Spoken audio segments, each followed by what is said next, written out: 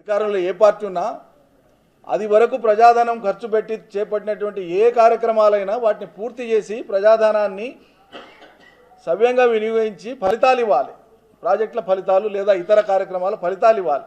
అది పాలకుల లక్షణం కావాలి.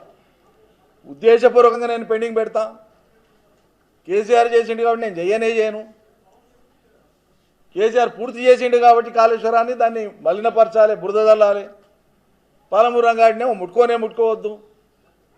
ఈ విచిత్రమైన వింత వైఖరితో ఉండేటువంటి ముఖ్యమంత్రి గారికి, కాంగ్రెస్ ప్రభుత్వానికి పాలనలో కొనసాగే అర్హత లేదు. పాలమూరు బిడ్డ అని భవిష్యత్తులో చెప్పుకోవద్దు. మీరు అసలు ప్రజలు సిగ్గుపడతారు. ఆ అర్హత కోల్పోయిన మీరు ఏమి చేయకుండా ఒక్కనాడైనా సమీక్ష చేసినా 50 సార్లు మాట్లాడినాం మేము ఇదే అంశాన్ని. తెలంగాణ భవన్కి వెళ్ళి జిల్లాలు తిరిగేటప్పుడు మాట్లాడినాం. నీకు ఏం కడుపు నొప్పి, ఏం ఆయాసం? ఆడ 2 పిల్లలు ఉంగంగానే కూలిపోయింది కూలేశ్వరం అని మాట్లాడుతుంది. ఇప్పుడు అవే ఇల్లు దిక్కు. మరి ఇక్కడ పాలమూరులోని వంక పెట్టడానికే పేరు పెట్టడానికి ఏం లేదు కదా. మిగిలిన పని చేయడానికి నీకు ఏం ఆటంకం, ఏం కడుపు నొప్పి, ఎందుకు చేయకపోతేవి? కాంగ్రెస్ ప్రజలను మోసం చేసింది, ఆశలు చూపించింది, వంచింది. ఇది ప్రజలు అర్థం చేసుకున్నారు. ఇవాళ రాష్ట్రంలో ఇంత ఇబ్బడి ముబ్బడిగా పంట పండింది. ఏ జిల్లాలో చూసినా వేల లారీలు షార్టేజ్ ఉంది. ఈ మక్కల రైతులు కూడా ఇదే అగచాట్లు, ఎక్కడ చూసినా ఇదే బాధలు. ఎంత దుర్మార్గం అంటే 10 కిలోల తరుగు తీస్తుండ్రు. రైతుల కష్టాన్ని దోచుకొనుకున్నారా? 2 ప్రధానమైనవి. ఒకటి, పాలమూరు రంగారెడ్డిని పూర్తి చేసి ఫలితాలు వెంటనే ఇవ్వాలి, ఇప్పటికే జాప్యమైంది, ఇంకా జాప్యం చేయడానికి వీల్లేదనేటువంటి ఒత్తిడి తీసుకురావడం.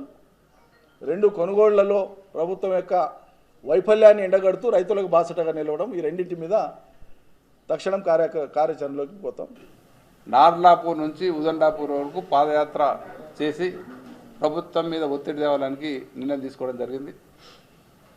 ఇన్ని రోజులు రైతులు ఇబ్బందులు పడ్డారు, ధర్నాలు చేశారు, కార్యక్రమాలు చేశారు. దాంతోపాటు పార్టీ పరంగా ఎక్కడెక్కడ మా నాయకులందరూ కూడా ఏ మార్కెట్లో ఆ మార్కెట్లో పోయి రైతులకు అండగా ఉండి రైతుల తరఫున డిమాండ్ చేయడం జరిగింది.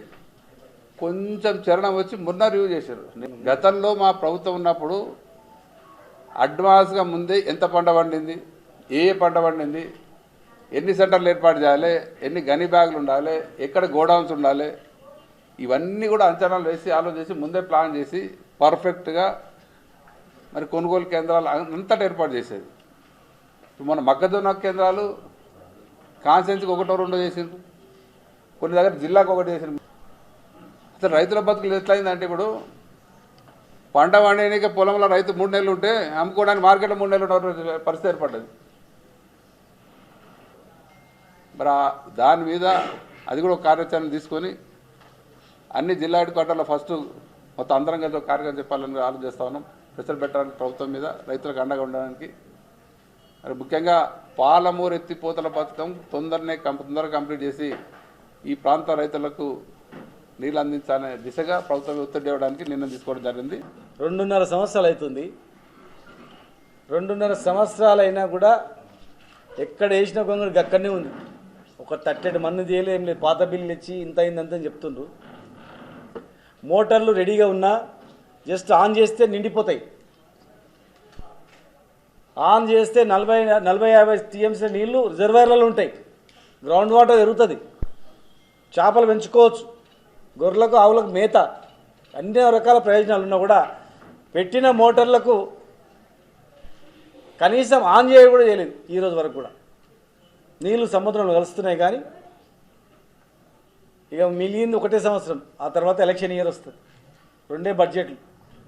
ఈరోజు వరకు కూడా ఏం మొదలు కాలేదు. కనుక ఇక లాభం లేదని ఖచ్చితంగా మనము నార్లాపూర్ టు ఉదండాపూర్ వరకు, కర్వేనా ఉదండాపూర్ వరకు పాదయాత్ర చేయాల్సిందే, జనాన్ని కదిలించాల్సిందే, కాంగ్రెస్ మెడలు వంచాల్సిందే, ఇమ్మీడియట్గా పనులు ప్రారంభించేటట్లు చేయాల్సిందే అనేటువంటి దాంతో డిస్కస్ చేయడం జరిగింది.